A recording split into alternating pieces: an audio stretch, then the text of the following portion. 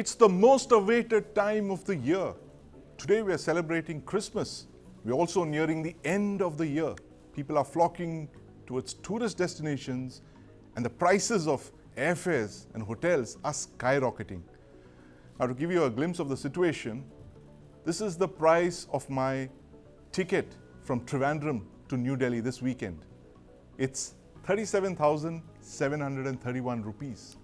Now, that's more than the cost of a ticket to Vienna in Austria. And that's just one aspect of the problems that India's tourism sector is plagued with: high airfares.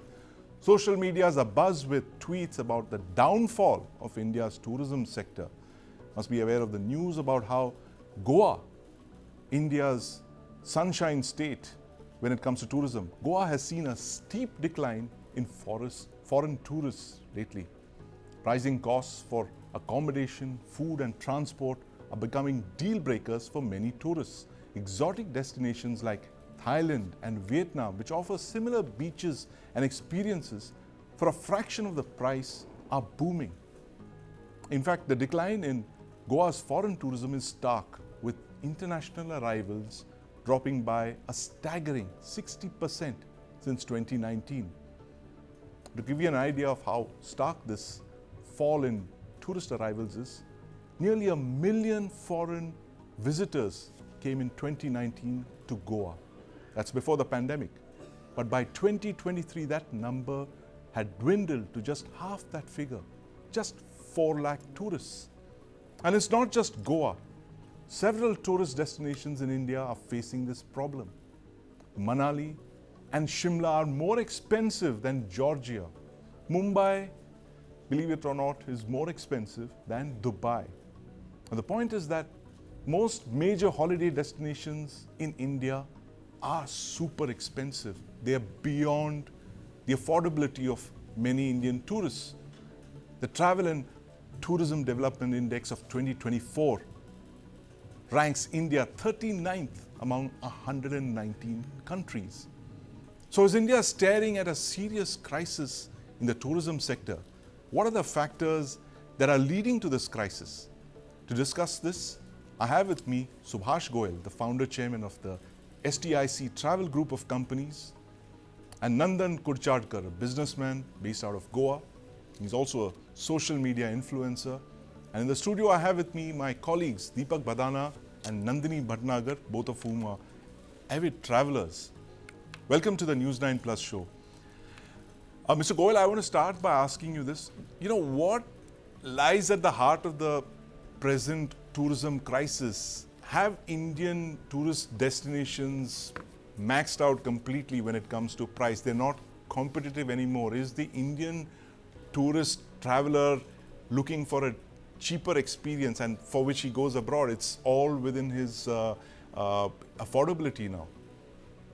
There are 3-4 reasons. Thank you very much for having me in the show. There are 3-4 reasons. First reason is, yes, we have outpriced ourselves. Not only Goa, but as you rightly said, a lot of destinations are suffering. The first and the foremost thing is that airfares to India and to Goa and other destinations have become very expensive. Right. In 2019, one could fly to New York or Toronto for about 60,000 rupees return excursion fares. Right. Today, the same excursion fare is 1,60,000 rupees, about 300% increase. So whereas flights to other destinations like Thailand, Malaysia and all are very cheap. Right. That is one thing. Second is, because a lot of hotels in the metros are focusing on weddings. Yes. And the result is that it is cheaper for a person to do a wedding in Thailand, Sri Lanka, Malaysia, Dubai, or even in other destinations, Right. like Istanbul or Azerbaijan and so many other destinations. So these are some of the issues. The third issue is that the Ministry of Tourism has closed down all the overseas offices. Right. Now, our suggestion as chairman of the Indian Chamber of Commerce, Aviation and Tourism Committee I had given to the government was that you must appoint private marketing agencies before you close down the offices. But we didn't do that. We just closed down the offices. So there is no one to represent India in the major source markets. And as far as Goa particularly is concerned, you see, the charters coming into Goa have really declined by more than 50-60%. Yes. And the reason is that, the countries of Scandinavia and, Russia, where it is cold in the winters, they used to come with a lot of charters. Right. Now, there is a taxi union which has a lot of nuisance at the airports in Goa. Yes. And we have not been able to solve that problem as far as Goa is concerned. And no Uber, none of these other international, taxis are available in particularly Goa. In Delhi, Mumbai, and all they are. Yes. So these are some of the main reasons. Now, what is the solution? The solution is we are having a seminar. Right. Mr. Goyal, I'm going to interrupt you there. We'll come to the solutions in a bit. I just want to bring in my colleague Nandini Bhatnagar, who's just back from Vietnam. Nandini, tell us what it was like. Is this your first trip to Vietnam? Why did you choose to go to Vietnam? So actually, yes, this was my first international trip. So of course, I was very excited. And the main reason that we chose Vietnam as the first destination would be that the currency mostly is very cheaper from Indian rupee. The experience is much more varied. In 8 to 10 days, you can cover we covered almost 3 to 4 locations, 3 to 4 cities. And how many of you were there in this? This was a family trip, so there were 10 of us, right? 3 families, and we covered various terrains, not just beaches that we cover in Goa. Right. We also covered the Bana Hills, which is inherently a hill station as compared to Shimla here. And then we also covered, went on a cruise, which was a completely different experience. A river cruise or a sea cruise? It was a sea cruise, yes. Right.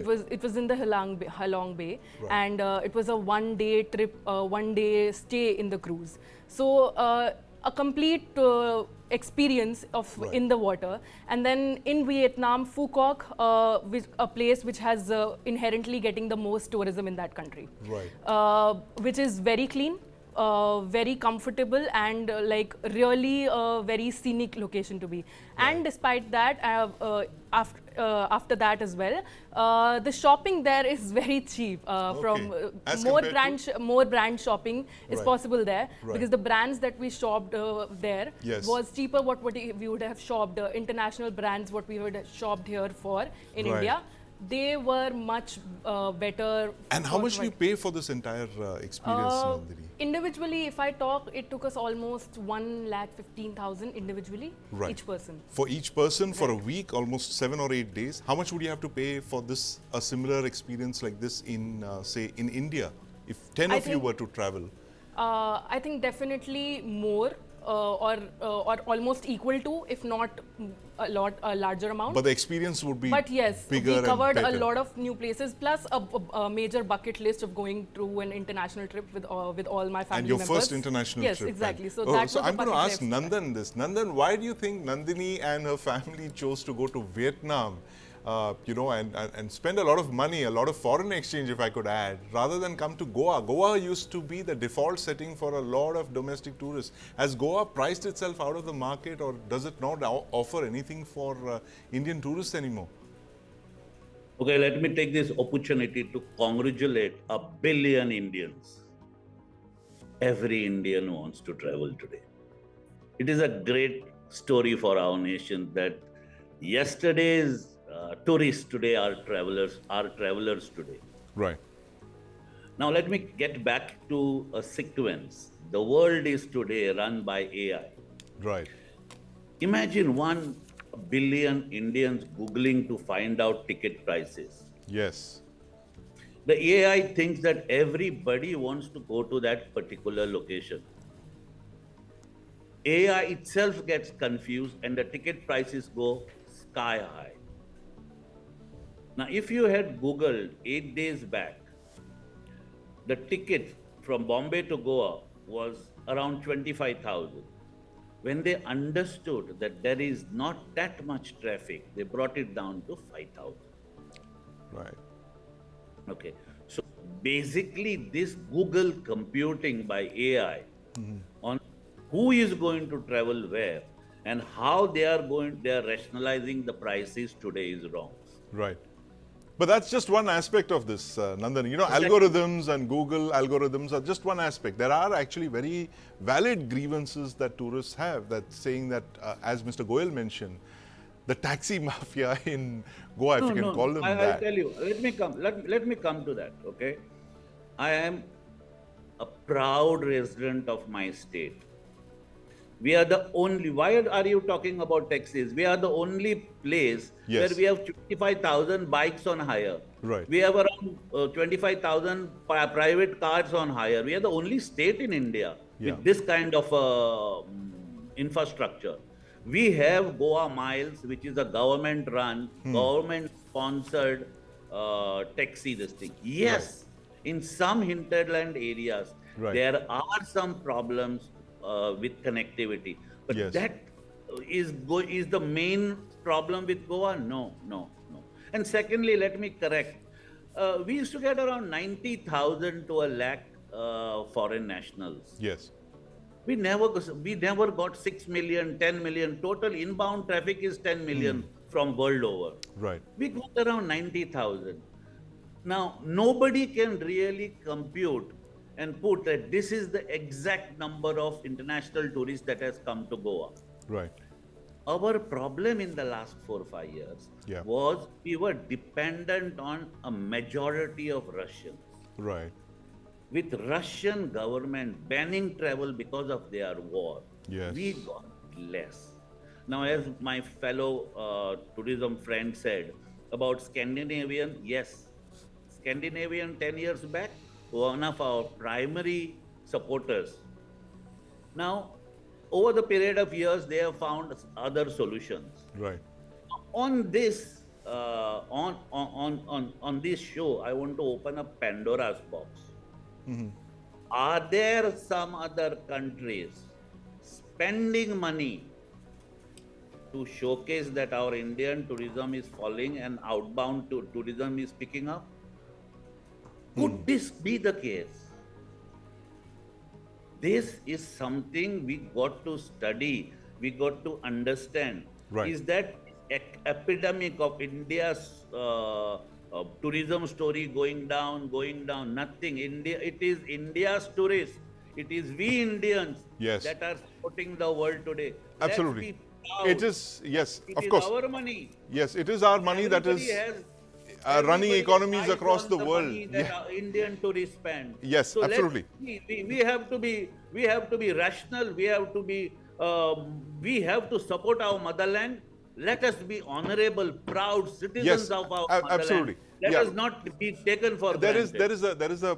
is an element of patriotism as well in what you mentioned, Nandan. But I want to bring in my colleague Deepak Badana here, who's also been traveling around the region. But Deepak, you've been looking at the tourism sector very closely. You've been to the Stans, the Central Asian republics, and of course Sri Lanka. What is it that these countries are doing to attract the Indian tourist, the kind of Indian tourist who, as Nandan said, would want to actually spend money in India first rather than go abroad? Why are they going abroad in these numbers? Actually, the answer begins in India itself. So to begin with, I don't really see this demand from consumers for cheaper accommodations, etc. in Goa Right. as something that needs to, have a lot of, say, as a strong argument for that matter. Because it's market forces which self-correct themselves. Yes. Right. If there is a lot of demand for people who want to go to Vegas for the new year, Yes. the prices are going to be high, and there's Right. nothing unjust about it per se. Yeah. But there are some genuine grievances. The fact of the matter is that Indians are extremely value conscious. Yes. From our cars to motorcycles, we want everything Right. at the most nominal price. Yes. And it's there that perhaps we're not getting the bang for our buck in India.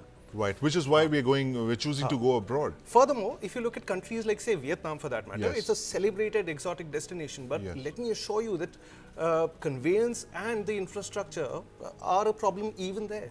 Right. They're a problem in Laos, they're a problem in Cambodia. Yes. The one difference that is there between India and these countries is that there just isn't that much of footfall. So, for instance, a good parallel for India during this year is China in the month of September. You know, where people are making these migrations from one end of the country to another for these festivals. For the New Year, Yeah, the yeah. Chinese New Year, which is a very Exactly. big festival. So any tourist spot that you go to at that point of the year Yes.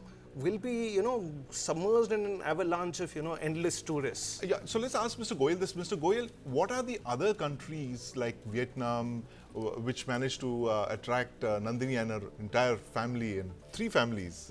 What are the other countries in the region really doing to attract the Indian outbound tourists, like Sri Lanka, for instance? You know, a country that was going through an economic crisis until very recently is now back in business thanks to a lot of tourists, and many of them are Indian as well. What are these countries really doing right to attract Indian tourists? See, all these countries, whether it's Sri Lanka, whether it is Vietnam, whether it is Thailand, or even Dubai, all these countries have very strong tourism boards in India, and they make a lot of road shows. They invite all the tour operators. Sri Lanka, even the Minister of Tourism has personally done road shows in all the major metros Yes. of the country.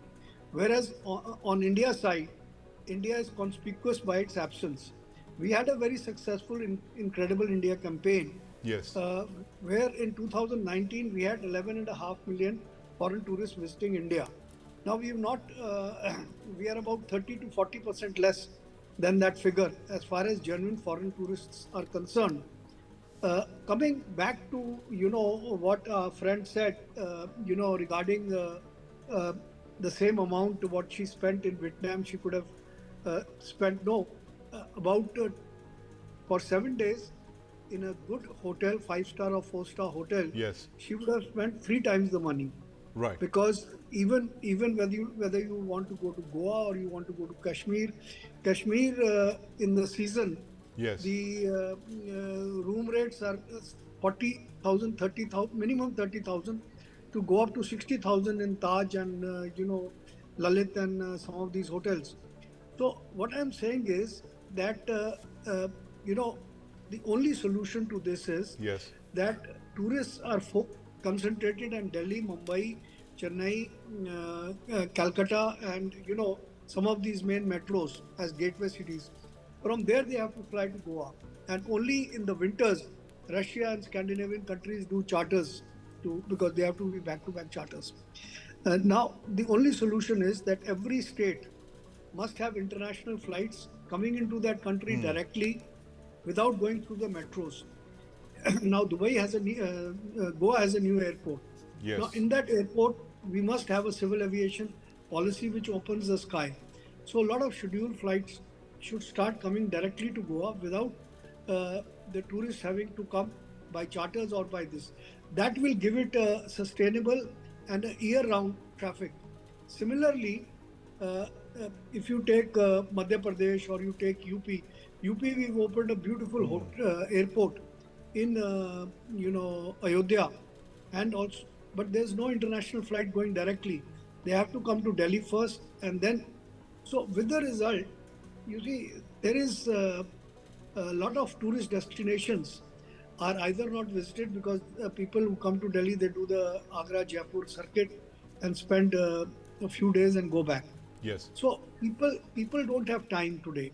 With the economy growing all over the world, people want to come to a destination, spend 2-3 days, 4 days, maximum a week, and go back. They don't Right. have They don't time want to go via Yeah. another city or via something other like that. cities. Yes. Yes. So that's a Similarly, big problem. Yes. Outbound tourism from India is more than 25 million today. Right. And this is going to grow because Yes. every single country, their tourist boards are very active in India because Indians, according to Singapore Tourism Promotion Board, Yes. are the largest spenders in Singapore, in Thailand, in Malaysia, in Sri Lanka, in Dubai, even in Switzerland and London. Right. So all the tourism boards are sorting, going after the Indians. Right. So Indian weddings are a $3 trillion industry, and a lot of Dakota hotel in Pattaya, has not only got everything, but they've even got pundits on their roll.